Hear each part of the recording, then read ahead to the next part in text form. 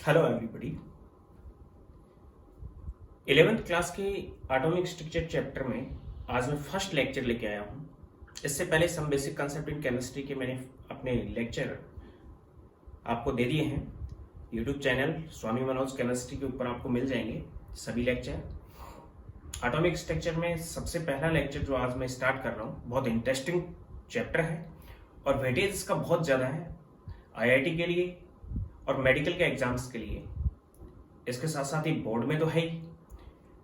तो आज मैं बात कर रहा हूँ एटॉमिक स्ट्रक्चर के फर्स्ट लेक्चर में एटम होता क्या है, एटम की डिस्कवरी किस टाइप से हुई, या कैसे उसको डिस्कवर किया, किसने किया, और उसके सब एटॉमिक पार्टिकल्स इलेक्ट्रॉन, प्रोटॉन और न्यूट्रॉन की डिस्कवरी कैसे हुई, उन पे चार्ज क्या है, उन पे मास क्या है, मीन्स डिस्कवरी ऑफ सब एटॉमिक पार्टिकल्स एंड एटम। तो सबसे पहले बात कर रहा हूँ एटम। चैप्टर का नाम है स्ट्रक्चर ऑफ एटम।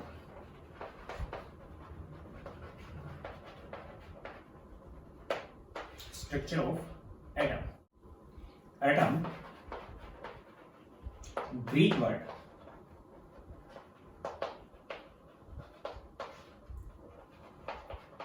एटोमियो से बना होता है, जिसका मीनिंग है अनकटेबल और इनडिविजिबल, जिसको हम और आगे डिवाइड नहीं कर सकते, ब्रेक नहीं कर सकते। सबसे पहले ये वर्ड यूज किया सर जॉन डाल्टन ने।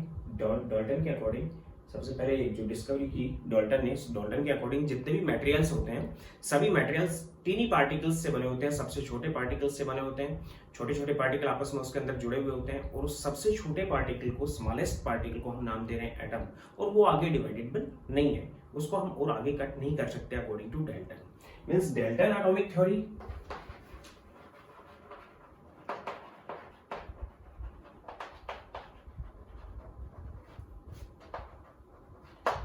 डाल्टन से पहले, डाल्टन ने अपनी थीसिस के अंदर ये एक्सप्रेस किया। इससे पहले भी इंडियन जो फिलोसफर्स थे, कणाद थे, महर्षि कणाद थे, उन्होंने ये एक्सप्रेस किया था कि सबसे छोटे पार्टिकल्स से मिलके बने हुए होते हैं सभी मटेरियल। लेकिन डाल्टन ने इसको एक्सप्रेस किया कि उस पार्टिकल को हम आगे डिवाइड नहीं कर सकते। Means according to Dalton's atomic theory, the smallest particle of the matter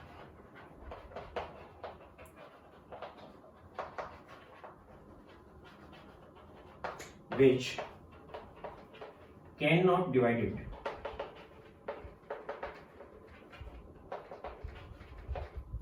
into fragments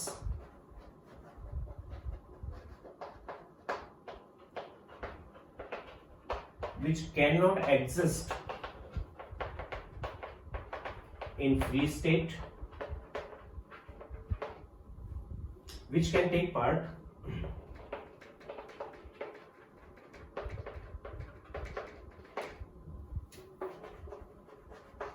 in chemical reactions या chemical combinations।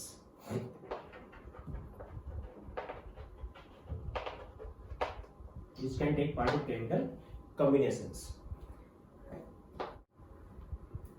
Smallest particle of the matter which can not divided into fragments, यानी कि सबसे छोटा particle matter का है वो होता है जिसको हम और आगे डिवाइड नहीं कर सकते हैं, उसको हम छोटे पार्टिकल्स में डिवाइड नहीं कर सकते हैं। Which can not exist in free state, वो फ्री स्टेट में नहीं रह सकता। लेकिन बाद में पता चला कि मेटल है वो एटम है वो फ्री स्टेट में रह सकता है। फॉर एग्जाम्पल इनर्ट गैसेस के जो एटम्स हैं वो फ्री स्टेट में रहते हैं, कोई भी कॉम्बिनेशन नहीं करते हैं। Which can take part in chemical reactions और केमिकल कॉम्बिनेशंस, सबसे छोटा वो पार्टिकल है वो केमिकल कॉम्बिनेशंस में पार्टिसिपेट करके और एक एलिमेंट से दूसरे एलिमेंट का कॉम्बिनेशन हो सकता है अकॉर्डिंग टू डाल्टन। और डाल्टन ने ये भी बताया कि सपोज करो कि सभी एटम एक ही एलिमेंट के हैं, ऑक्सीजन के एटम्स लिए हैं, तो ये सभी एटम्स सभी प्रॉपर्टीज में सिमिलर होंगे।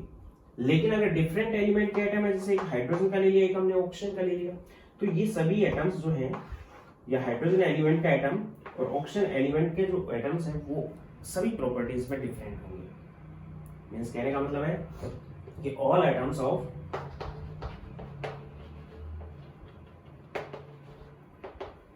एन एलिमेंट आर इक्वल और similar in all properties like mass, density, volume, color, physical state, ये सभी के अंदर क्या रहेंगे, इक्वल रहेंगे. But atoms of different elements are differ in properties. Different element के जो एटम्स होंगे वो डिफर होंगे इन प्रॉपर्टीज में. यानी कि ऑक्सीजन और हाइड्रोजन के एटम देखते हैं हम, तो हाइड्रोजन के एटम का मास अलग होगा, ऑक्सीजन के एटम का मास अलग होगा, ऑक्सीजन के एटम का वॉल्यूम अलग होगा, डेंसिटी अलग होगी, हाइड्रोजन के एटम की वॉल्यूम अलग होगा, डेंसिटी अलग होगी. दोनों की फिजिकल स्टेट डिफरेंट हो सकती है, हालांकि दोनों ही गैसेस हैं, तो ये डिफर होंगी. ये सबसे पहले दे दिया गया डेल्टन या जॉन डेल्टन की एटॉमिक थ्योरी थी, डेल्टन एटॉमिक थ्योरी में. इसके बाद डिस्कवरी होती रही, चलता रहा. आज हम जानते हैं कि एक एटम को बहुत से सब एटॉमिक पार्टिकल्स में हमने डिवाइड कर लिया है, लेकिन ये बहुत पुरानी बातें थी. इसके बाद डिस्कवरीज होती रही. फेराडेज के एक्सपेरिमेंट आए, Faraday's first law of electrolysis आया, सेकंड लॉ ऑफ इलेक्ट्रोलिसिस आया. फेराडे ने इलेक्ट्रिसिटी की डिस्कवरी पहले कर दी थी, डाल्टन के बाद की थी, लेकिन जो सब एटॉमिक पार्टिकल्स की डिस्कवरी हुई थी इलेक्ट्रॉन, प्रोटॉन और न्यूट्रॉन्स की, उससे पहले फेराडे के एक्सपेरिमेंट हो चुके थे. फेराडे के एक्सपेरिमेंट के अकॉर्डिंग जब इलेक्ट्रिसिटी को हम किसी सॉल्यूशन में जिसमें आयंस प्रेजेंट होते हैं उसके अंदर हम फ्लो करवाते हैं, तो इलेक्ट्रिसिटी कंडक्ट होती है उस सॉल्यूशन में, तो आयंस मोबाइल होते हैं, आयन एक जगह से दूसरी जगह डिस्प्लेस होते हैं और इलेक्ट्रोड्स पे आकर आयंस डिपॉजिट हो जाते हैं डिस्चार्ज होके. उसके बाद डिस्कवरी चलती रही 1850 के अंदर. 1830 के अंदर फेराडेज के एक्सपेरिमेंट थे. उसके बाद 1850 के अंदर ये डिस्कवरी चलती रही. वहां पे फिर डिस्चार्ज ट्यूब बनाई गई, डिस्चार्ज ट्यूब में भी डिस्कवरी होती रही. लेकिन फाइनली 1897 में जेजे थॉमसन ने इलेक्ट्रॉन की डिस्कवरी की डिस्चार्ज ट्यूब में. तो मैं बात कर रहा हूं डिस्कवरी ऑफ सब एटॉमिक पार्टिकल्स. इलेक्ट्रॉन की डिस्कवरी डिस्चार्ज ट्यूब में हुई थी, जेजे थॉमसन ने की थी. और प्रोटॉन की डिस्कवरी भी डिस्चार्ज ट्यूब में हुई थी, गोल्डस्टीन ने की थी. न्यूट्रॉन की डिस्कवरी न्यूक्लियर रिएक्शंस में जेम्स चैडविक ने की थी. तो मैं उनकी सबकी बात कर रहा हूं यहाँ पे, इनमें क्या चार्ज होता है क्या नहीं.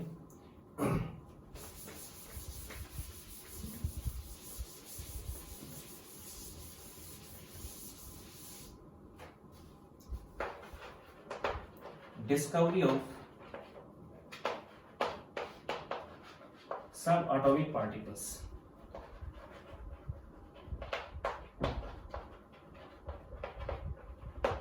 Discovery of subatomic particles.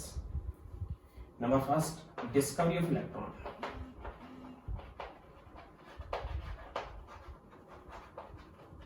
Discovery of electron in cathode ray discharge tube.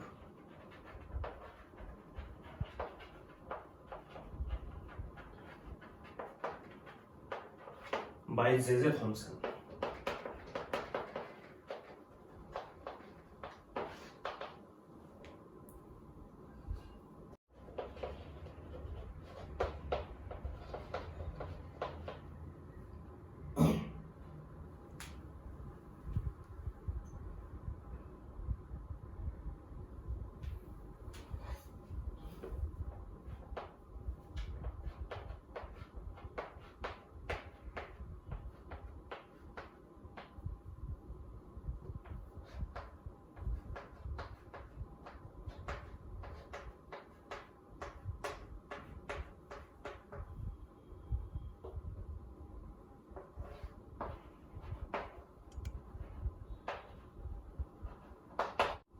इस टाइप की एक डिस्चार्ज ट्यूब यूज की गई, जो हार्ड ग्लास की सिलेंड्रिक ट्यूब थी, जिसमें 2 इलेक्ट्रोड यूज किए गए. इलेक्ट्रोड किसी भी मटेरियल के हम ले सकते हैं, लेकिन वो कंडक्टर होना चाहिए, यानी मेटल हम यूज करेंगे यहाँ पे, या फिर ग्रेफाइट हम यूज कर सकते हैं क्योंकि इलेक्ट्रिक कंडक्टर होता है.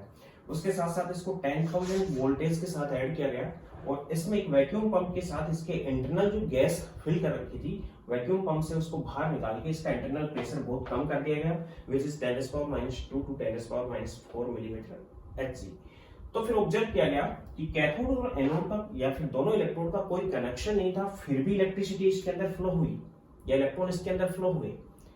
और फिर ये भी ऑब्जर्व किया गया कि जैसे ही यहाँ पे एक हार्ड ग्लास पे कुछ साइनिंग, जैसे कैथोड रेज या जो रेज आ रही है वो यहाँ पे टकराएंगी, तो यहाँ पे साइनिंग और फ्लोरोसेंस डेवलप हुआ। फ्लोरोसेंस या फिर उसको हम नाम देते हैं फॉस्फोरेसेंस।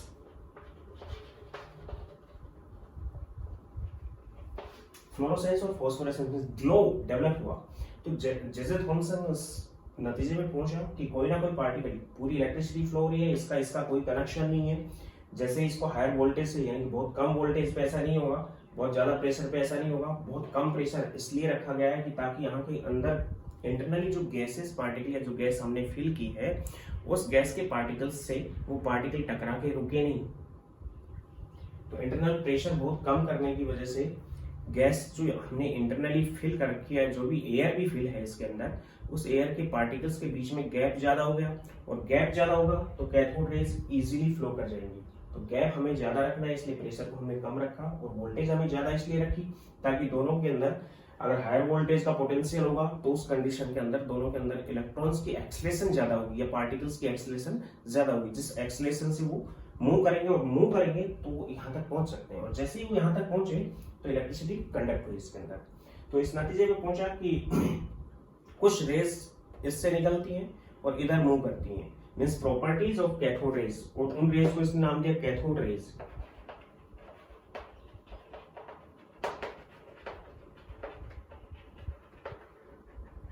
इसने एक्सप्लेन किया कि कैथोड रेज की प्रॉपर्टीज क्या क्या होती हैं। Number first, move in straight line.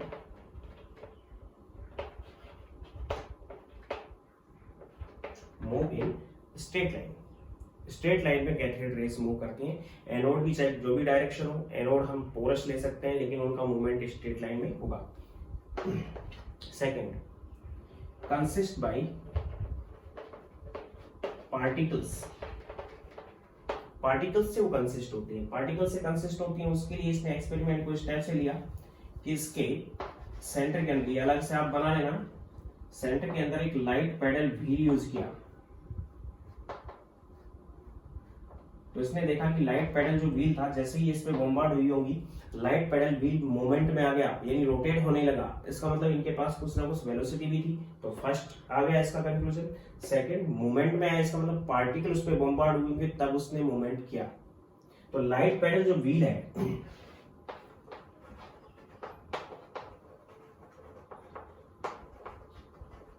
उसकी मोमेंटिंग की वजह से इसने बताया कि जो रेस है वो पार्टिकल्स से कंसिस्ट है, क्योंकि रेस अगर वेव होती तो उसमें बॉम्बार्ड होती तो उसमें कोई मूवमेंट नहीं आता। इसलिए रेस के अंदर पार्टिकल्स होंगे, जो पार्टिकल उसके ऊपर टकराए होंगे तब उसमें मूवमेंट हुआ है।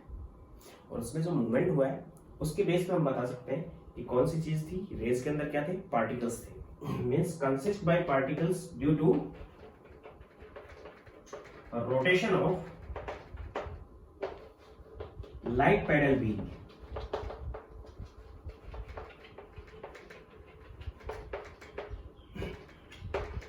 by bombarding cathode rays. Cathode rays की बॉम्बार्डिंग की वजह से लाइट पेडल व्हील मूवमेंट में आ गया। थर्ड,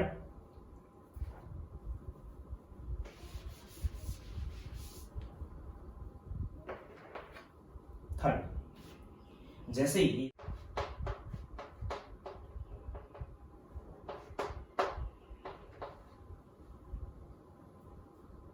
इसके पाथ के बीच में कैथोड रेज इधर से चल रही है, क्योंकि ये कैथोड था।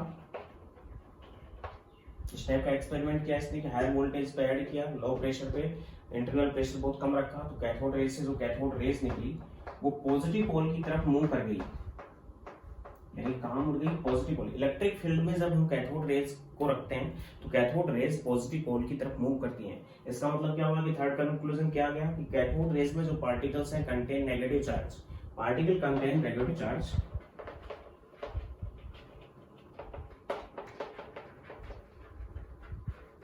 Due to cathode ray moves, cathode rays move toward positive pole, cathode ray positive pole की तरफ मुड़ गई, इसलिए हम कह सकते हैं कि कैथोड रेज जो होती हैं कंसिस्ट पार्टिकल से होती है, पार्टिकल्स के ऊपर नेगेटिव चार्ज है। ये कंक्लूजन आ गया इससे। किससे आया ये कि जब हमने इसको इलेक्ट्रिक फील्ड में रखा तो जो कैथोड रेज थी वो पॉजिटिव पोल की तरफ मूव कर गई। स्ट्रेट लाइन में चलती है। स्ट्रेट लाइन में मैं स्टेप से एक्सप्लेन करता हूँ। पहले नंबर पे मैंने बताया कि स्ट्रेट लाइन में चलती है, तो उसके लिए मैं स्टेप से एक्सप्रेस कर सकता हूँ कि अगर हम पोरस ये ले लेते हैं इलेक्ट्रोड,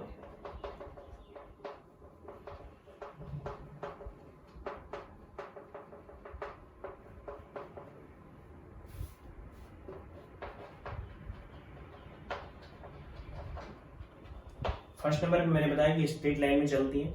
एनोड चाहे जैसा भी हो, जिधर भी हो, उसका कोई इफेक्ट नहीं होगा, कैथोड से निकल के बिल्कुल स्ट्रेट लाइन में चलेंगी।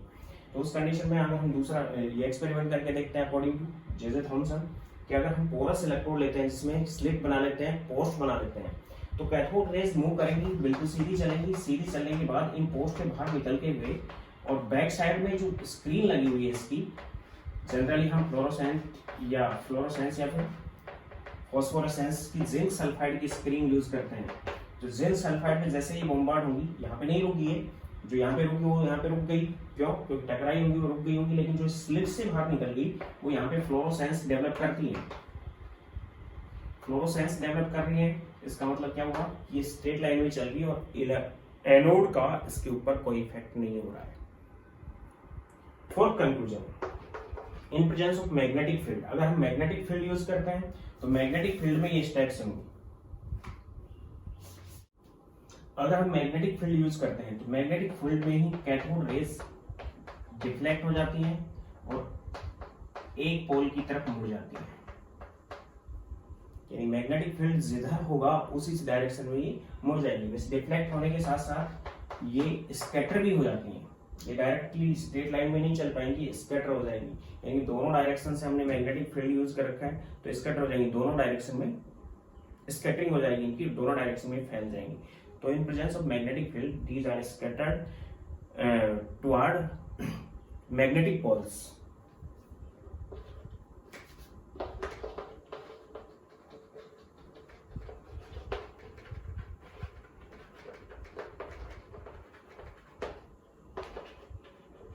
These scattered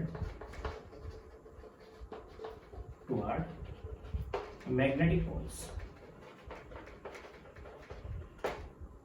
मैग्नेटिक पोल्स की तरफ स्कैटर हो जाएंगे। नेक्स्ट फिफ्थ,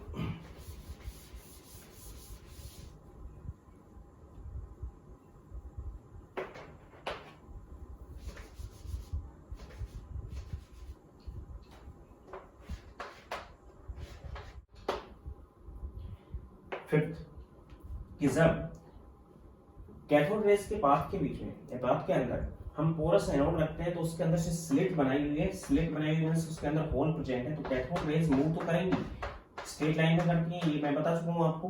उसके साथ साथ बैक साइड में अगर हम जिंक सल्फाइड की शीट रखते हैं तो जिंक सल्फाइड पे वो बॉम्बार्ड होने के बाद ग्लो करेंगी, और इसी ग्लोविंग की वजह से सबसे पहले देखा गया था कि जो ग्लो आ रही है इसका मतलब कोई ना कोई रेज निकल रही है और वहां टकरा रही है, बॉम्बार्ड हो रही है यहाँ पे। तो जिंक सल्फाइड में जो ग्लो हो रहा है इसको हम नाम देते हैं फ्लोरोसेंस,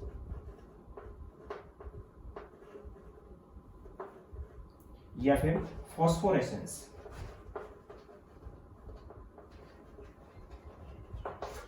फ्लोरोसेंस और phosphorescence means when cathode rays bombard on hard plate or hard sheet of zinc sulfide, then fluorescence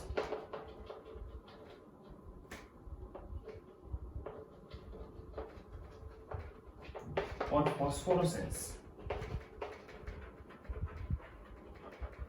means glow or shining developed, shining यहाँ पे डेवलप होती है या डेवलप होती है कि इनके अंदर एक्सलेशन होता है, एक्सलेशन की वजह से वहाँ टकराती हैं, टकराने के बाद वहाँ शाइनिंग डेवलप करती हैं। तो शाइनिंग डेवलप हो रही है, वो इसके अंदर हमने कौन सी गैस फिल कर रखी है उस पर डिपेंड नहीं करता।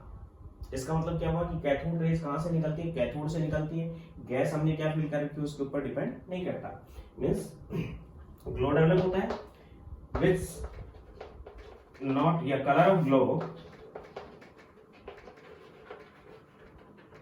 not depends upon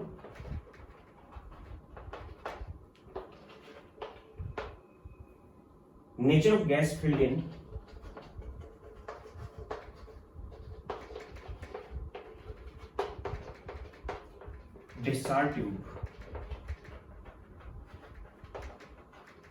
discharge tube के अंदर जो भी हमने गैस फिल कर रखी है उसके ऊपर डिपेंड नहीं करता। और जो नेचर ऑफ कैथोड रेज है वो हमने कैथोड या एनोड किस मटेरियल के लिए है उस पर भी डिपेंड नहीं करता है। 6 नंबर पे यहाँ पे लिख रहा हूं मैं, nature of cathode raise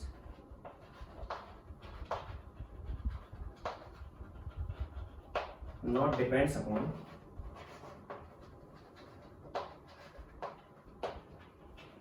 nature of cathode।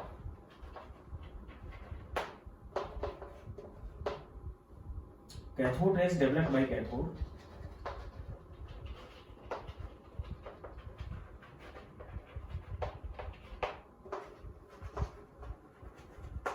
Cathode rays cathode से डेवलप होती है।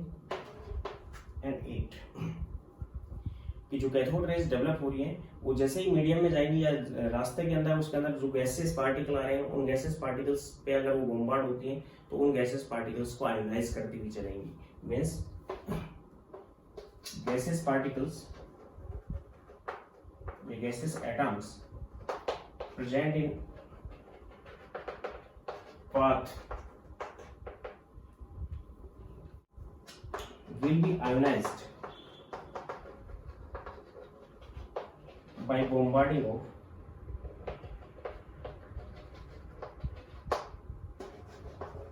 रेज। यानी कि रेज जो मीडियम हमने लिया है डिस्चार्ज ट्यूब के अंदर जो भी गैस हमने फिल कर रखी है उस गैस के जो एटम्स हैं वो डिस्टेंस पे तो दूर दूर तो हैं। दूर दूर क्यों है? क्योंकि हमने प्रेशर बहुत कम कर रखा है। लेकिन जैसे ही कैथोड रे उसके ऊपर टकराएगी, किसी पार्टिकल पे टकराती है, गैसेस पार्टिकल पे, तो उस पार्टिकल को आयोनाइज्ड कर देगी। आयोनाइज्ड करने का मतलब उसके ऊपर चार्ज आ जाएगा पार्टिकल के ऊपर। तो मैं यहाँ पे ये बता सकता हूँ। यानी कि मैंने क्या बताया कि स्ट्रेट लाइन में मूव करती है क्योंकि पोरस जो इलेक्ट्रोड यूज किया हमने एनोड उसके आर पार निकल गई और एनोड ने उनको नहीं रोका, यानी कि जो पोर्स या होल थे उनके बीच से निकल गई। दूसरा मैंने बताया कि कंसिस्ट बाई पार्टिकल्स, क्योंकि लाइट पेडल व्हील मूवमेंट में आ गया, इसका मतलब हम पार्टिकल बता सकते हैं। इलेक्ट्रिक फील्ड में पॉजिटिव पोल की तरफ मूव करती हैं, इसका मतलब इनके ऊपर कौन सा चार्ज है? नेगेटिव चार्ज है। और मैग्नेटिक फील्ड में ये स्कैटर हो जाती हैं मैग्नेटिक पोल्स की तरफ। ऐसा नहीं है कि हमने पोल 2 डायरेक्शन से लगाए तो तीसरी डायरेक्शन में भी वो स्कैटर होगी, दोनों डायरेक्शन में वो स्कैटर होगी। अगर एक ही डायरेक्शन से हमने लगाया मैग्नेटिक फील्ड तो उस कंडीशन में एक ही डायरेक्शन में स्कैटर होगी। चारों तरफ से लगा दिया तो उस कंडीशन में चारों तरफ स्कैटर होगी। नेक्स्ट मैंने बताया कि जब कैथोड रेज बॉम्बार्ड होती है किसी हार्ड शीट पे, तो हार्ड शीट पे बॉम्बार्ड होंगी तो वहां पे एक ग्लो डेवलप करेंगी और इसी ग्लो से सबसे पहले आइडेंटिफाई किया था जे थॉमसन ने कि जो ग्लो आ रहा है इसका मतलब किसी वजह से आ रहा है। और फिर उसने इलेक्ट्रोड्स की नेचर चेंज करके उसके अंदर जो गैस थी उसकी नेचर चेंज करके बार बार इस एक्सपेरिमेंट को किया और एक्सपेरिमेंट से कंक्लूजन निकाला इसने कि लाइट पेडल व्हील मूवमेंट में आ रहा है, इसका मतलब पार्टिकल्स से कंसिस्ट है, पॉजिटिव पोल की तरफ मुड़ जाती हैं, इसका मतलब नेगेटिव चार्ज है, मैग्नेटिक फील्ड में स्कैटर होती हैं और हार्ड शीट पे या फिर जिंक सल्फाइड की शीट पे बॉम्बार्ड होने के बाद वहां पे ग्लो या फ्लोरोसेंस या फिर फॉस्फोरेसेंस डेवलप करती हैं। और जो फॉस्फोरेसेंस की नेचर है या उसका जो कलर है, सपोज करो कि इसका कलर ब्लू आ रहा है, वहां पे शाइनिंग के अंदर ब्लू कलर आ रहा है, हमने गैस को डिस्चार्ज ट्यूब में गैस को चेंज भी कर दिया फिर भी उसका कलर चेंज नहीं हुआ, इसका मतलब उसका जो कलर है वो गैस जो हमने फिल कर रखी है उसकी नेचर पर डिपेंड नहीं करता। कैथोड रेज कैथोड से निकलती हैं और कैथोड से निकलने के बाद जो मीडियम के अंदर जो पार्टिकल्स होते हैं उनके ऊपर बॉम्बार्ड होने के बाद उन पार्टिकल्स को आयोनाइज कर सकती हैं या आयोनाइज करती भी हैं। इसके बाद मैंने बताया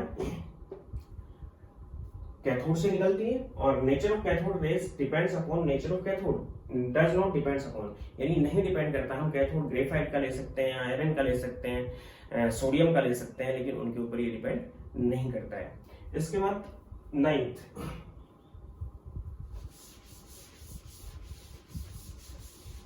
ये बाद में डेवलप हुआ, जो 9th नंबर पे लिखवा रहा हूं, थॉमसन ने नहीं बताया था। When cathode rays bombard on dense metal like tungsten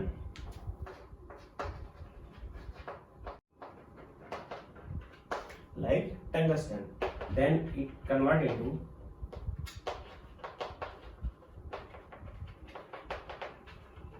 X-rays, तब ये एक्स-रेज के अंदर कन्वर्ट हो जाते हैं। ये सभी प्रॉपर्टीज थी कैथोड रेज में जो एक्सप्लेन की जे थॉमसन ने, लेकिन अभी तक नाम इलेक्ट्रॉन दिया नहीं गया। ये 1897 की बात है एक्सपेरिमेंट की, अभी तक इसका नाम इलेक्ट्रॉन नहीं दिया गया। बाद में स्टोनी ने इसका नाम इलेक्ट्रॉन रखा पार्टिकल का, वो मैं अभी यहाँ पे डिस्कस कर रहा हूँ। और 10th नंबर पे मैं ये बता रहा हूँ कि अगर इनके पाथ में एक ऑब्जेक्ट रख दिया जाए, कैथोड रेज के पाथ में एक ऑब्जेक्ट रख दिया जाए, तो उसके बैक साइड में उसकी शैडो बनती है, शार्प शैडो बनती है। When an object put in path of cathode rays, then a sharp shadow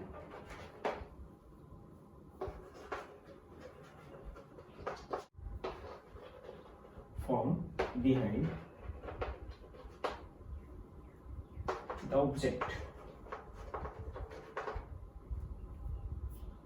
के बैक साइड के अंदर एक उसकी शैडो बनती है। ये सभी प्रॉपर्टीज थी। इसके बाद जे थॉमसन ने ही चार्ज मास रेशियो एक्सप्लेन किया इलेक्ट्रॉन का, या फिर पार्टिकल का जो चार्ज मास रेशियो था वो एक्सप्लेन किया कि कितना चार्ज उसके अंदर प्रेजेंट होगा। उसके लिए जो एक्सपेरिमेंट था वो इस टाइप का था।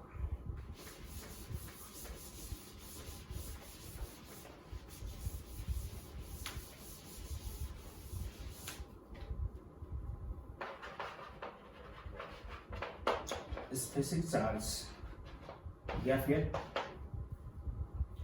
चार्ज मास रेशियो,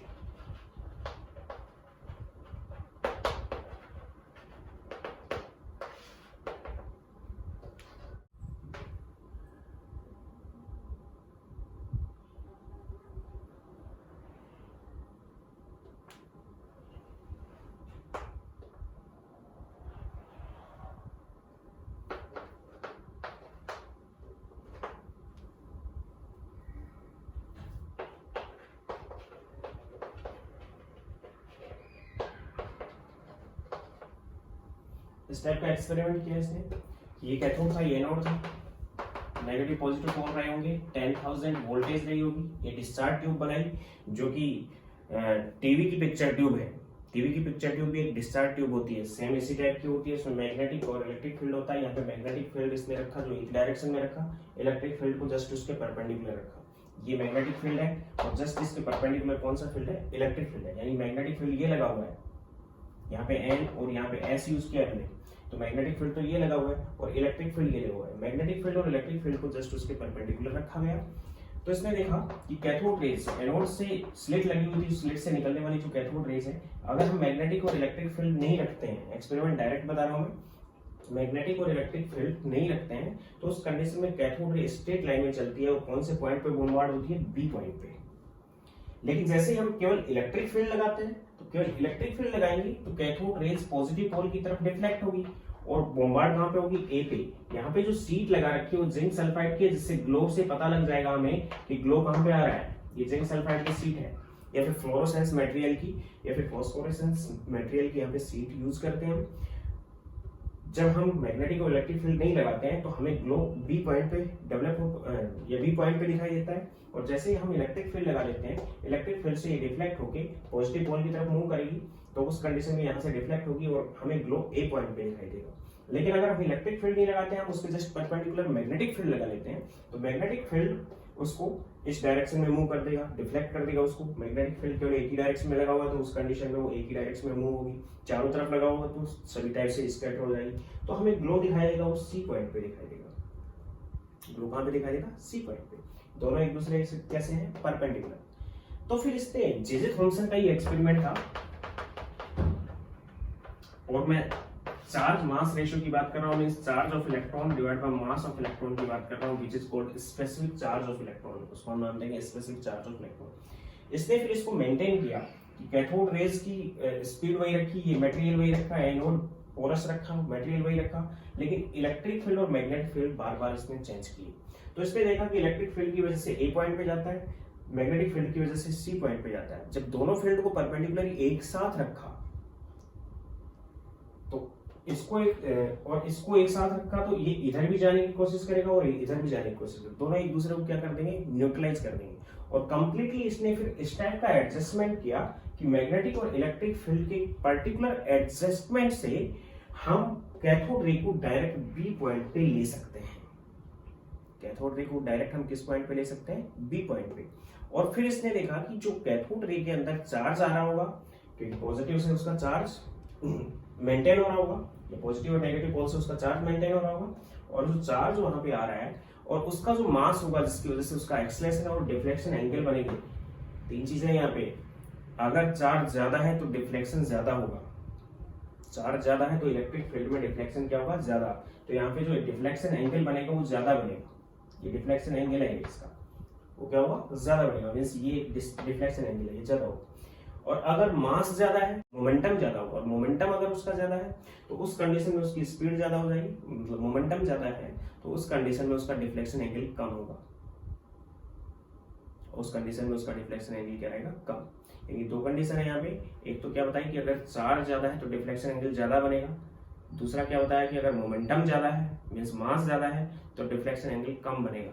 तो इनको मेंटेन करके उसका डिफ्लेक्शन एंगल इसने जीरो लिया, इसको मेंटेन करके, तो फिर इसके चार्ज और मास का इसने रेशियो ले लिया, which is E/me, which is equal to E/me is charge and mass of electron. Charge electron का कितना था, मास इलेक्ट्रॉन का कितना था, उससे हमें कोई लेना देना नहीं, हमें डायरेक्ट यहाँ पे चार्ज मास रेशियो मिलता है अकॉर्डिंग टू जे थॉमसन, कि हमने मेंटेन क्या किया है, पॉजिटिव और नेगेटिव पोल की इलेक्ट्रिसिटी को या फिर इलेक्ट्रिक फील्ड को हमने कम या ज्यादा करके और मैग्नेटिक फील्ड को कम या ज्यादा करके उसको मेंटेन कर दिया। और जैसे इसको हम कम करते हैं डिफ्लेक्शन एंगल इधर बनेगा, जैसे इसको हम कम करेंगे डिफ्लेक्शन एंगल इधर बनेगा। अगर हम केवल पर्टिकुलर ये रखते हैं तो डिफ्लेक्शन एंगल मैक्सिमम ये आ रहा है, अगर पर्टिकुलर ये रख रहे हैं तो डिफ्लेक्शन एंगल मैक्सिमम ये आ रहा है। तो इनको चेंज कर करके चार्ज मास रेशियो को जे थॉमसन ने एक्सप्लेन किया, और जे थॉमसन के अकॉर्डिंग चार्ज मास जो रेशियो आता है इसके अंदर वो आता है 1.758820 into 10⁻11 कूलॉम पर केजी।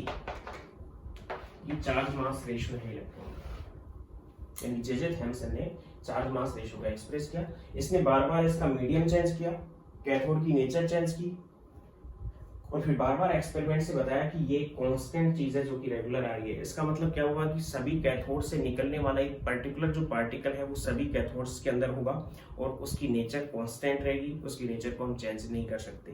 फिर एक बार रिपीट कर रहा हूँ, जे थॉमसन ने ये भी एक्सप्रेस किया कि जब इस डिस्चार्ज ट्यूब में हम मेटेरियल या फिर जो अंदर का जो मीडियम हमने जो गैस फिल कर रखी है उसको हम चेंज कर सकते हैं, चेंज करेंगे, या फिर कैथोड मटेरियल को भी हम चेंज करेंगे, तब भी इस पे कोई इफेक्ट नहीं होगा। बार बार एक्सपेरिमेंट से इसने एक्सप्रेस किया।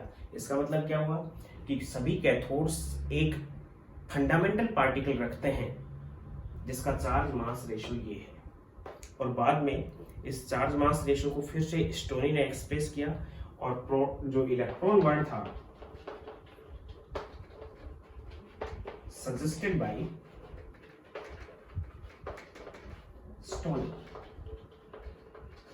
स्टोनी ने इसको सजेस्ट किया। जे थॉमसन ने इलेक्ट्रॉन वर्ड यूज नहीं किया था। ये सब प्रॉपर्टी थी। इसके बाद बात कर रहा हूं चार्ज ऑफ इलेक्ट्रॉन की।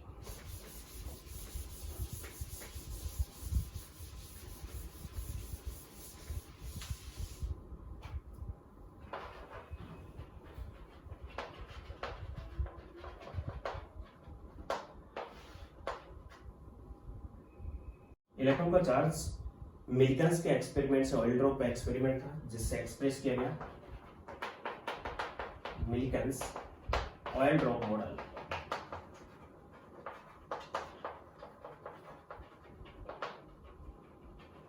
Oil drop experiment.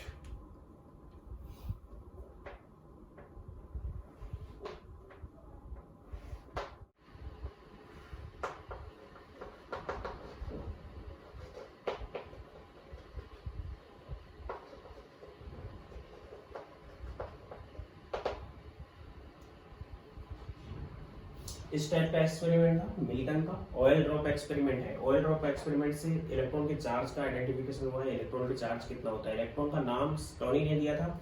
उसके बाद मिलिकन के अकॉर्डिंग, ध्यान देना इसको, बहुत इंपॉर्टेंट चीज है ये, यहाँ पे एक स्प्रे ट्यूब रखी गई जिसमें ऑयल डाला गया। यहाँ पे एक टेलीस्कोप है जो इसको ऑब्जर्व कर रही है, इसकी स्पीड को observe speed of oil drop, oil drop की स्पीड को ऑब्जर्व कर रही है टेलीस्कोप। इधर से एक एक्सरे सोर्स है, जो एक्सरे हम यहाँ फ्लो करवाएंगे वो इसके अंदर जो मीडियम गैस भरी हुई है उस गैस को आयोनाइज करेगा। एक्सरे जैसे ही गैस के पार्टिकल्स पे बॉम्बार्ड होती है, गैस के पार्टिकल आयोनाइज होते हैं, और आयोनाइज होते हैं तो वहां से इलेक्ट्रॉन डेवलप होते हैं, और इलेक्ट्रॉन डेवलप होंगे तो ऑयल की जो ड्रॉप आ रही है ऊपर से, उस ऑयल ड्रॉप के ऊपर चारों तरफ से वो इलेक्ट्रॉन एडजॉर्ब हो जाएंगे, उसके ऊपर चिपक जाएंगे। फिर एक बार रिपीट कर रहे हैं, यहाँ पे पॉजिटिव पोल बना रखा है हमने, यहाँ पे नेगेटिव, दो प्लेट लगा रखी है, दोनों के बीच में एक मीडियम भरा हुआ है, मीडियम के अंदर एक गैस फिल है, और यहाँ पे एक होल बना हुआ है। जैसे ऑयल ड्रॉप इधर होल से नीचे गिरेगी तो यहाँ से हमने एक्सरे फ्लो करवा रखी है। एक्सरे मीडियम के अंदर प्रेजेंट एटम्स को आयोनाइज करेगी, वहां पे इलेक्ट्रॉन डेवलप होंगे। जो यहाँ से ड्रॉप गिरेगी उस ड्रॉप की चारों तरफ इलेक्ट्रॉन चिपक जाएंगे। अब ड्रॉप पॉजिटिव पोल से नेगेटिव पोल की तरफ गिर रही है, और ड्रॉप के ऊपर इलेक्ट्रॉन चिपक गई जिनके ऊपर नेगेटिव चार्ज है, ये इलेक्ट्रॉन एडजॉर्ब हो गए जिनके ऊपर कौन सा चार्ज है, नेगेटिव चार्ज है। तो नेगेटिव चार्ज होने की वजह से ये पॉजिटिव प्लेट है वो उसको अट्रैक्ट करेगी, ड्रॉप को क्या करेगी, अट्रैक्ट करेगी। तो ड्रॉप की जो गिरने की स्पीड है वो कम हो जाएगी। अगर इंडिपेंडेंटली हम इन पे कोई चार्ज नहीं रखते तो ड्रॉप की जो स्पीड थी वो हम कैलकुलेट कर लेंगे यहाँ से, और जैसे ही हमने इन दोनों पे चार्ज रखा प्लेट पे तो जो ड्रॉप की स्पीड थी वो कैलकुलेट कर लेंगे। बार बार इस एक्सपेरिमेंट को मिलिकन ने किया। फिर एक बार रिपीट कर देता हूँ मैं। ऑयल यहाँ पे मिस्ट टाइप की ड्रॉप बनाती है, ऐसा नहीं कि कंप्लीटली ड्रॉप बनाएगी। किस टाइप की ड्रॉप होगी, मिस्ट टाइप की। इसलिए यहाँ पे हमने एक स्प्रे रखा है, उस स्प्रे से हमने यहाँ पे ऑयल पहुंचाया, ऑयल के अंदर ड्रॉप्स बनी, ड्रॉप यहाँ से नीचे गिरेगी। इंडिपेंडेंटली हम इन पे कोई चार्ज नहीं रखेंगे तो ड्रॉप की गिरने की जो स्पीड है वो टेलीस्कोप से हम कैलकुलेट कर लेंगे कि टेलीस्कोप से ड्रॉप कितनी स्पीड से गिरी। उसके बाद हम यहाँ से एक्सरे सोर्स से इसमें एक्सरे फ्लो करवाएंगे। एक्सरे फ्लो कराएंगे तो यहाँ पे जो मीडियम है उसमें गैस है, वो गैस चार्ज हो जाएगी या फिर आयोनाइज्ड हो जाएगी और वहां से इलेक्ट्रॉन डेवलप होंगे। उसके बाद हम इस ड्रॉप को फिर से फ्लो करवाएंगे। जैसे ही ड्रॉप इसके अंदर से, और इसके ऊपर पॉजिटिव चार्ज रखेंगे और नेगेटिव चार्ज रखेंगे दोनों प्लेट्स के ऊपर।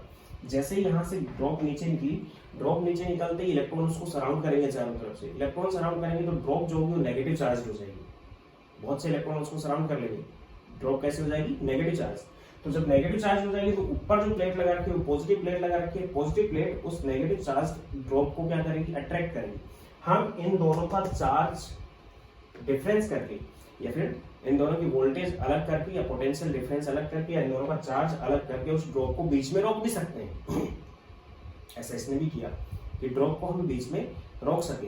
रोकेगी क्यों, क्योंकि उस पर जितना चार्ज होगा नेट चार्ज नेगेटिव, जितना चार्ज हमने पॉजिटिव यहाँ पे डेवलप कर रखा है, दोनों के बीच के फिक्स डिस्टेंस की वजह से जो दोनों के बीच में कूलम्बिक फोर्स लगेगा जिसकी वजह से वो रुक जाएगी। तो ऐसा बार बार करने से हमें पता लगा कि ड्रॉप की स्पीड में क्या चेंज आया, फिर ड्रॉप हम कितने चार्ज देके पॉजिटिव प्लेट को हम ड्रॉप को रोक सकते हैं।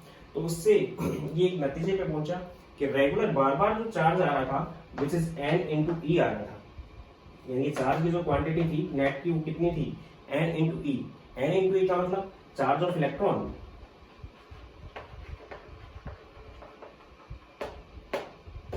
ई तो ये है, और n क्या है, नंबर ऑफ इलेक्ट्रॉन्स। तो मिलिकन इस नतीजे पर पहुंचा कि रेगुलर हम किसी भी ड्रॉपलेट की बात करें, हम इनके चार्ज को कम या ज्यादा करें, जो स्पीड में चेंज आ रहा है या हम ड्रॉपलेट को रोक सकते हैं। तो जो चार्ज का डिफरेंस हम यहाँ पे यूज कर रहे हैं उसके अकॉर्डिंग एक फिक्स चार्ज एक इंटीजर के अंदर मल्टीप्लीकेशन में आता है। मीन्स हर एक ड्रॉप में n into 1.602 into 10⁻⁻19 coulomb charge आ रहा था, या इतना चार्ज आ रहा था। 1.602 इंटू 10⁻⁻19 मल्टीप्लाई, यानी कि नंबर ऑफ इलेक्ट्रॉन्स पे डिपेंड कर रहा था कि इसी मल्टीप्लिकेशन में वो आ रहा था बार बार।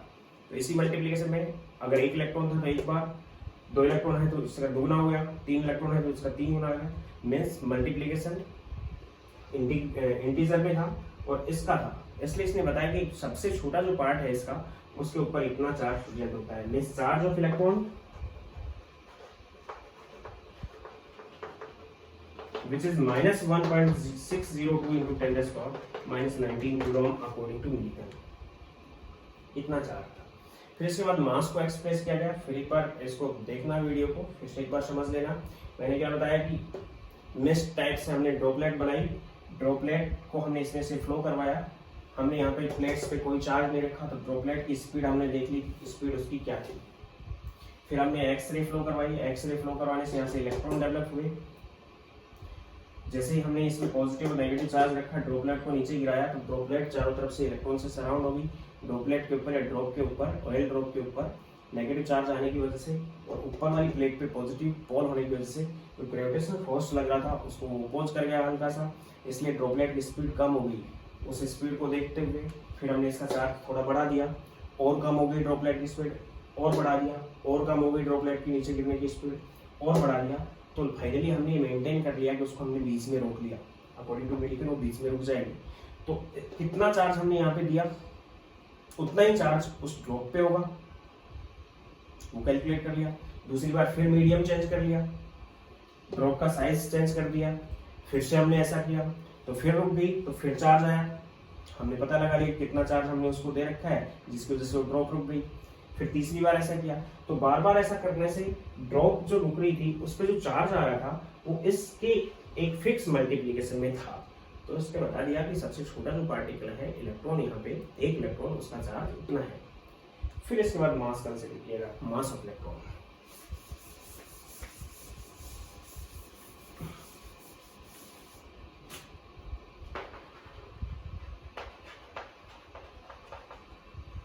मास of electron charge mass ratio से स्टोनी ने कैलकुलेट किया।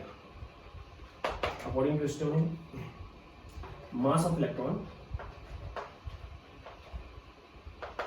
which is equal to charge of electron divide by charge upon mass ratio. Charge से चार्ज कैंसिल हो जाएगा, मास ऊपर आ जाएगा। चार्ज ऑफ इलेक्ट्रॉन माइनस में था, minus 1.602 into 10 raised power minus 19 coulomb divided by charge mass. अभी बता दिया मैंने आपको, वो भी माइनस में आएगा क्योंकि चार्ज मैंने वहां प्लस में पुट कर दिया, वो एक मैग्नीट्यूड था। यहाँ पे मैं चार्ज को एज इट इज ले रहा हूँ, 7588820 into 10 raised power 11 coulomb per KG, which is equal to 9.1094 into 10 raised power minus 31 kilogram.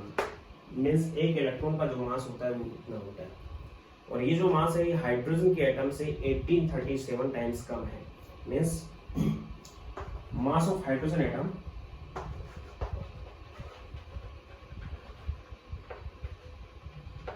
और a proton which is equal to 1837 times of mass of electron। Electron के mass से ये 1837 times कम होता है। Sorry, electron के mass से ये 1837 times ज्यादा होता है हाइड्रोजन का एक एटम का मास। मीन्स एक एटम के मास में केवल क्या होगा, प्रोटॉन होगा, जिसको हम बात कर रहे हैं वहां पे कोई न्यूट्रॉन प्रेजेंट नहीं होता हाइड्रोजन के प्रोटियम आइसोटोप के अंदर। तो इस टाइप से मास कंसीडर किया गया। इसके बाद गोल्डस्टीन ने प्रोटॉन की डिस्कवरी की।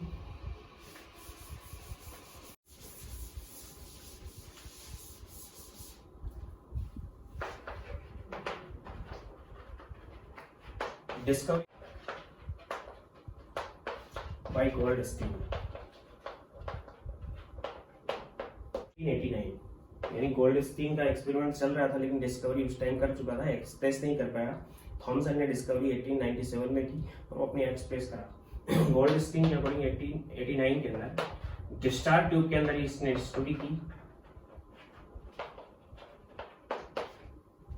सेम डिस्चार्ज ट्यूब के अंदर इस टाइप की एक डिस्चार्ज ट्यूब थी, जिसमें इसने बताया कि वही हम प्रेशर 10⁻² टू 10⁻⁴ यहाँ पे हमने रख रखा है एक एनोड और ये कैथोड है।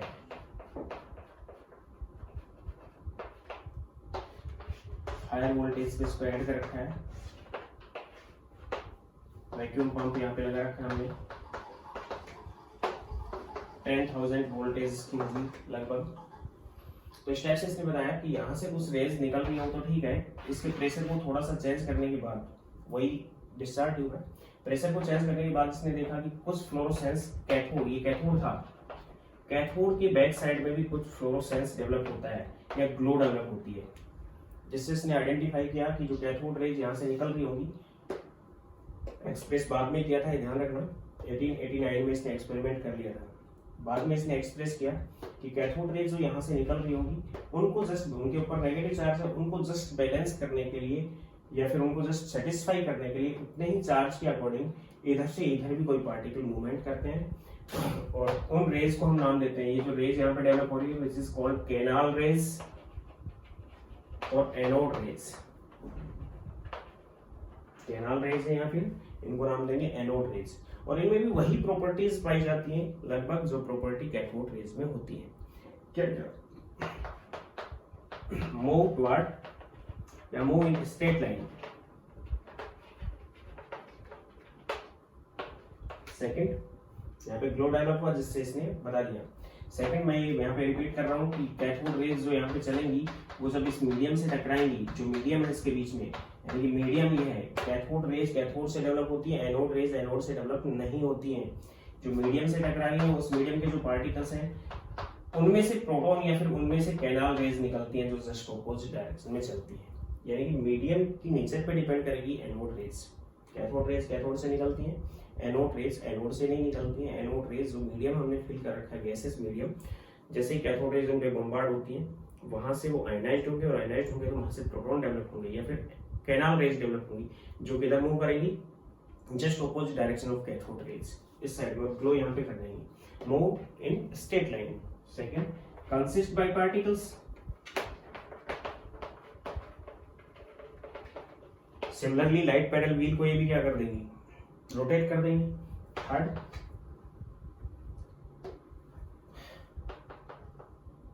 Positive charge.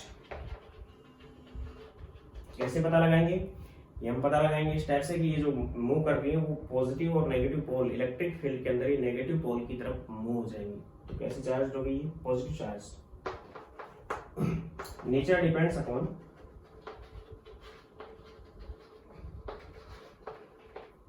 मीडियम और गैस या फिर medium filled in discharge tube. Discharge tube में जो हमने मीडियम फिल कर रखा है उसके ऊपर डिपेंड करेगी। डेवलप्ड बाय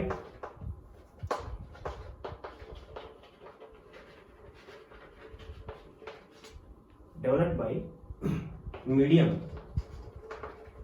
मीडियम से डेवलप होती है, not developed by anode, anode से डेवलप नहीं होती है।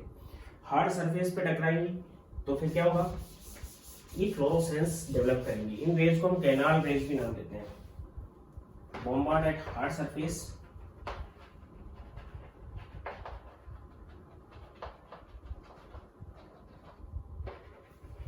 and bombard at hard surface and develop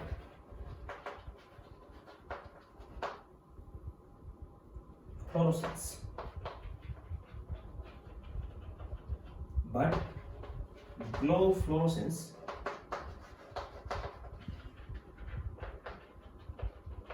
is less than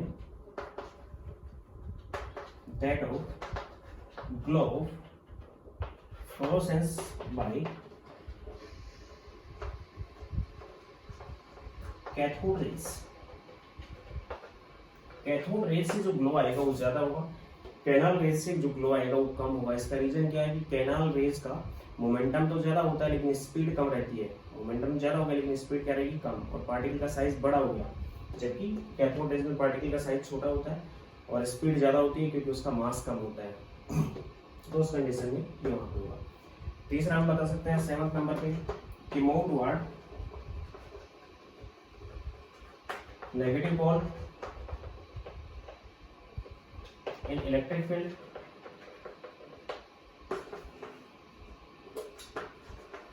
electric field में नेगेटिव पोल की तरफ मूव करती है। इसका मतलब कौन सा चार्ज है इनके ऊपर, पॉजिटिव चार्ज है। And scatter in magnetic field, और मैग्नेटिक फील्ड में स्कैटरिंग होती है। मैग्नेटिक फील्ड में इनकी स्कैटरिंग होती है। तो इसका भी अब चार्ज मास रेशियो उसी अकॉर्डिंग कैलकुलेट कर लेंगे। चार्ज मास रेशियो एक्सप्रेस क्या गोल्डस्टीन है,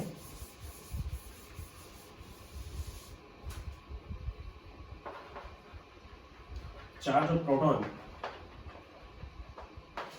which is equal to plus 1.602 into 10 raised power minus 19 coulomb, या फिर इलेक्ट्रॉन स्टैंडर्ड यूनिट में प्लस में 4.8 into 10 raised power minus 10 ESU electron standard unit, ये इसकी CGS यूनिट है,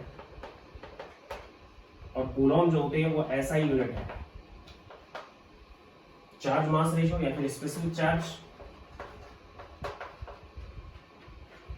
which is equal to E of proton divided by M of proton, charge of proton divide by mass of proton, mass भी calculate किया गया जो कि 1837 times था उससे ज्यादा, which is equal to charge है प्लस में 1.602 into 10 raised power minus 19 coulomb divide by mass जो होता है प्रोटॉन का वो is 1.673 into 10 raised power minus 27 kilogram. तो इसकी जो इसका स्पेसिफिक चार्ज आएगा, चार्ज मास रेशियो आएगा, वो हो जाएगा 9.58 into 10 raised power 7 coulomb per KG, ये इसका स्पेसिफिक चार्ज हो जाएगा। तो ये गोल्डस्टीन ने एक्सप्रेस किया। इसके बाद बात कर रहा हूँ डिस्कवरी ऑफ न्यूट्रॉन की। न्यूट्रॉन की डिस्कवरी न्यूक्लियर रिएक्शन में की।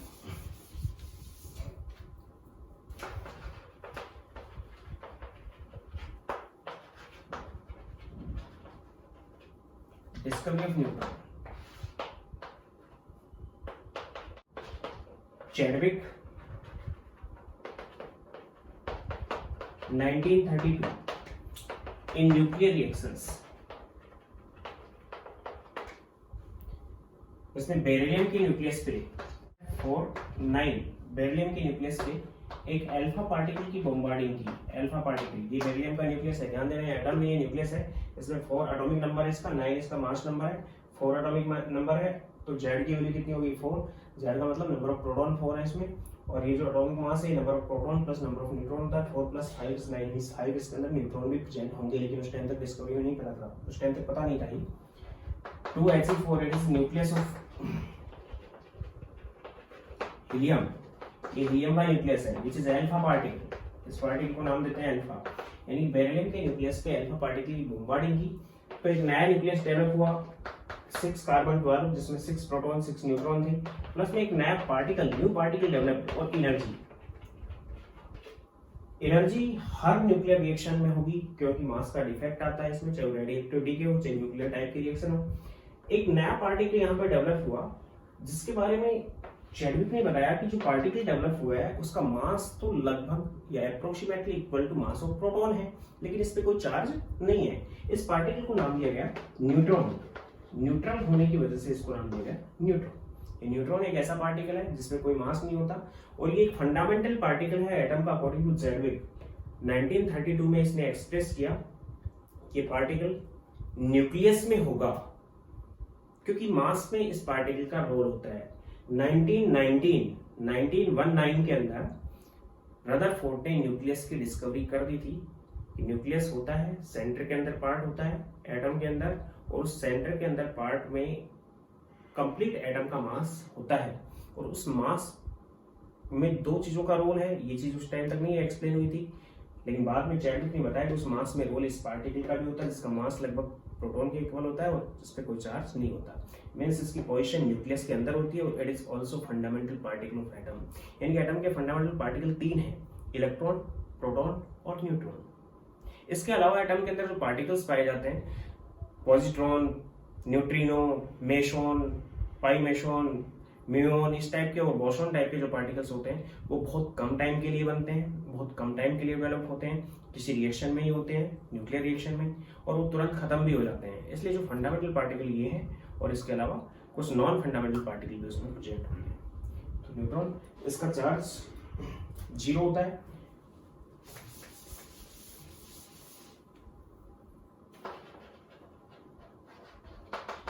जीरो, या फिर न्यूट्रल होता है, ये कोई चार्ज इसके अंदर प्रेजेंट नहीं होता। चार्ज मास रेशियो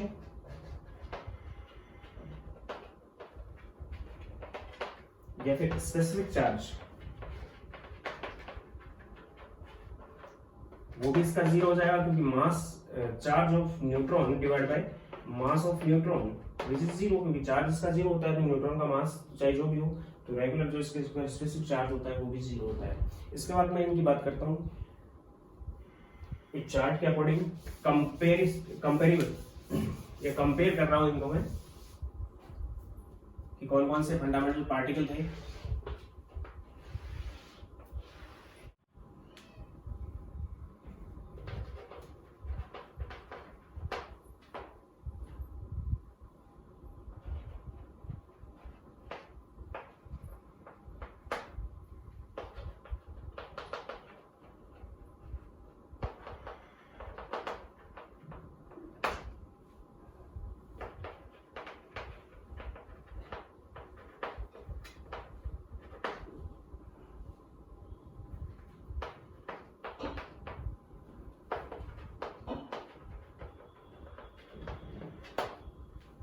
यहाँ पे मैं पार्टिकल वगैरह ले रहा हूँ, किस किस ने उसकी डिस्कवरी की, किस टाइप से पाए जाते हैं और उनका सिंबल भी क्या देते हैं। तो पार्टिकल सबसे पहले हम बात कर रहे हैं इलेक्ट्रॉन की।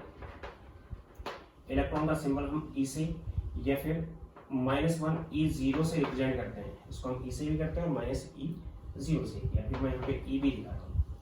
चार्ज इस पर कितना होता है, -1.6 × 10⁻19 कूलम होता है, ये एसआई में है, या फिर -4.8 × 10⁻10 इलेक्ट्रॉन स्टैंडर्ड यूनिट होता है, इलेक्ट्रॉन का चार्ज है। मास इस पे कितना हो जाएगा, 0.000549 एटॉमिक मास यूनिट होती है। तो मास यूनिट को मैं वहां पे रिप्रेजेंट करूंगा। इसका जो मास है वो 9.1 × 10⁻31 किलोग्राम होता है, या फिर 9.1 × 10⁻28 ग्राम होता है। यूनिट चार्ज इस पे -1 होता है। यूनिट मास इस पे 0.0000549 एटॉमिक मास यूनिट होता है, जो कि नेग्लिजिबल है। कैसा ही mass, negligible. Discovered in discharge tube,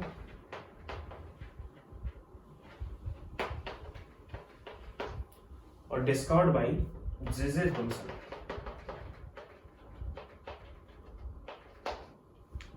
second proton, इसको हम पी से या फिर 1H1 से नोट करते हैं। Nucleus of hydrogen is proton. Proton जो होता है वो हाइड्रोजन के न्यूक्लियस में अकेला प्रोटॉन होता है, तो हाइड्रोजन का जो न्यूक्लियस है वही एक प्रोटॉन है। इसका जो चार्ज होता है वो प्लस में 1.6 × 10⁻19 कूलम होता है, इतना ही होता है, या फिर प्लस में 4.8 × 10⁻10 इलेक्ट्रॉन स्टैंडर्ड यूनिट होता है। प्लस में 4.8 × 10⁻10 इलेक्ट्रॉन स्टैंडर्ड यूनिट होता है। मास जो आएगा इसका 1.673 × 10⁻27 किलोग्राम होता है, या फिर 1.673 × 10⁻24 ग्राम होता है, which is approximately equal to AMU, atomic mass unit के इक्वल होता है लगभग ये। यूनिट चार्ज होता है वो +1 होता है। यूनिट मास होता है वो होता है 1.0079 एटॉमिक मास यूनिट, यानी कि approximately 1 AMU atomic mass unit इसको यूज करते हैं। इसकी डिस्कवरी भी डिस्चार्ज ट्यूब में हुई, और डिस्कवर्ड बाय गोल्डस्टीन। गोल्डस्टीन ने इसको डिस्कवर किया। Next is neutron. न्यूट्रॉन को हम N से या फिर 0N1 से जोड़ करते हैं। न्यूट्रॉन पे चार्ज 0 होता है, न्यूट्रल होता है। मास इसका लगभग इतना होगा, लेकिन इससे ज्यादा होता है, 1.675 × 10⁻27 kg, या फिर 1.675 × 10⁻24 ग्राम, जो कि एटॉमिक मास यूनिट के इक्वल होता है। यूनिट चार्ज 0 होगा इसके ऊपर। यूनिट मास होगा वो लगभग 1 AMU होगा, या फिर 1.008 AMU हम रिप्रेजेंट कर सकते हैं। डिस्कवर किया ये न्यूक्लियर रिएक्शंस में, और discovered bye Chadwick, James Chadwick ने इसको डिस्कवर किया। पॉइसन इन एटम, ये दोनों हैं, ये पाए जाते हैं एटम के अंदर इन न्यूक्लियस, और इनको कंबाइंडली कॉल्ड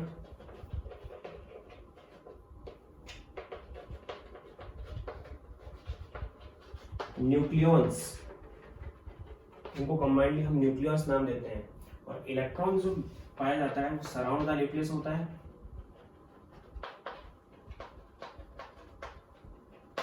इसके अलावा नॉन, ये 3 फंडामेंटल पार्टिकल हैं, these are fundamental particles of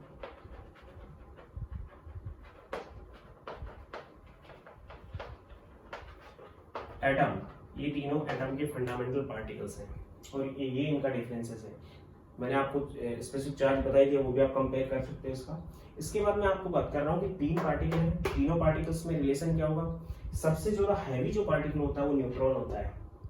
तीनों पार्टिकल में हैवी पार्टिकल कौन सा होता है, न्यूट्रॉन। लेकिन न्यूट्रॉन और प्रोटॉन के मास में बहुत कम डिफरेंस होता है। प्रोटॉन का मास स्लाइटली कम होता है न्यूट्रॉन से, जबकि इलेक्ट्रॉन का मास प्रोटॉन के मास से 1837 टाइम्स कम होता है। यानी कि मैं यहाँ पे क्या रिप्रेजेंट कर सकता हूँ,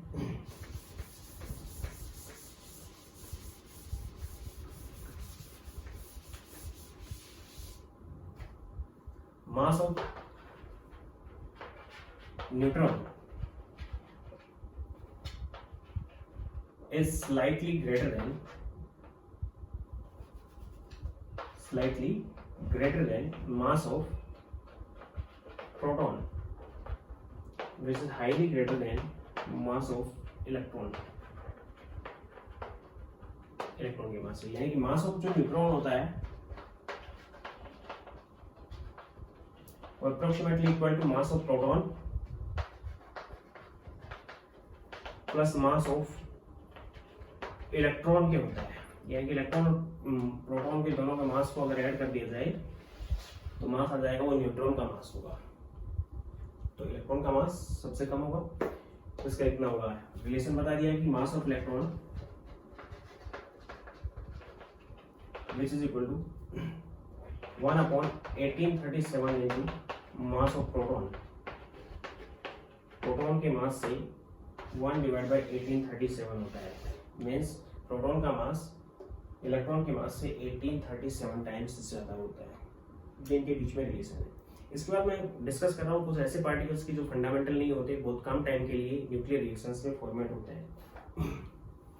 वो हम नेक्स्ट लेक्चर में करेंगे। लेक्चर थोड़ा लेंदी हो गया, फर्स्ट लेक्चर है। एक बार 2-3 बार इसको आप देखोगे तो बिल्कुल क्लियर कट समझ में आ जाएगा आपको। उसके बाद नेक्स्ट लेक्चर में हम बाकी का डिस्कस करेंगे। चैनल को सब्सक्राइब कर लीजिएगा, लाइक करें और शेयर भी करें, ताकि ज़्यादा से ज़्यादा बच्चों के पास ये पहुँचे और उसको समझने की कोशिश करें और समझ सकें। इसके बाद मैं जो पिछले चैप्टर के क्वेश्चंस मैंने आपको बताया था कि पिछले चैप्टर के क्वेश्चंस के जो आंसर्स हैं वो मैं इसमें डालूंगा। लेंदी होने की वजह से मैं इस लेक्चर में नहीं डाल रहा, नेक्स्ट लेक्चर में डालूंगा। रेगुलर केयरफुली इसको वॉच करें, अच्छी तरह से देखें और सीखें और अपनी कॉपी के अंदर इसको नोट भी कर लें। Thank you.